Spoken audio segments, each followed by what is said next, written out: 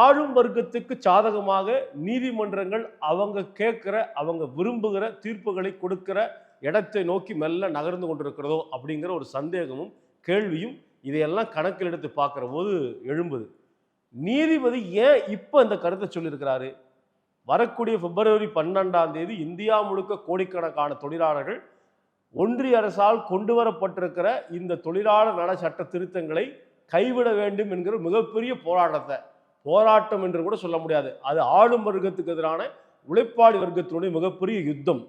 அந்த யுத்தத்தினுடைய பிரகடனத்தை தொடுத்திருக்கிற பின்னணியில நீதிமன்றம் யூனியனால தான் பிரச்சனை அப்படின்னு ஒரு கருத்தை சொல்றாருன்னு சொன்னா, யாருக்காக இவர் வக்கீலாக மாறுகிறார்? நீதிபதியாக இருந்தாலும் யாருக்காக வக்கீலாக இருக்கிறாரா கேள்வி இருக்கு. இதை விட வேடிக்கை என்னன்னா, இதே நீதிபதி கோவால ஒரு நிகழ்ச்சியில பேசியிருக்காரு. அது என்ன நிகழ்ச்சி? போதைப் பொருட்களை தடுப்பதற்கான ஒரு விழிப்புணர்வு நிகழ்ச்சி. அந்த நிகழ்ச்சியில் கலந்து கொண்டு பேசுகிற இதே உச்சநீதிமன்ற தலைமை நீதிபதி ஒரு முத்தை உதிர்த்திருக்கிறார். அது என்ன அப்படின்னு சொன்னா, கருணை இல்லாத சட்டங்களால் கொடுங்கோன்மையான விளைவுகள் தான் உருவாகும் சொல்லியிருக்கிறார். அது என்ன கருணை இல்லாத சட்டம்?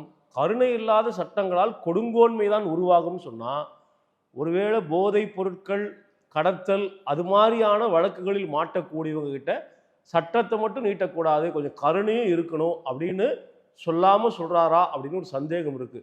அப்போ அவங்களுக்கெல்லாம் கருணை காட்டுற நீதிமன்றம், அவர்களுக்கெல்லாம் பரிந்து பேசுகிற நீதி பரிபாலனம், ஒரு தன்னுடைய குறைந்தபட்ச கூலிக்காக நீதிமன்றத்துடைய கதவை தட்டுற எளிய ஏழை பெண் தொழிலாளிகள் பால் இப்படி கடுமையான வார்த்தைகளை பேசணுமா அப்படிங்கிற ஒரு கேள்வி இருக்கு.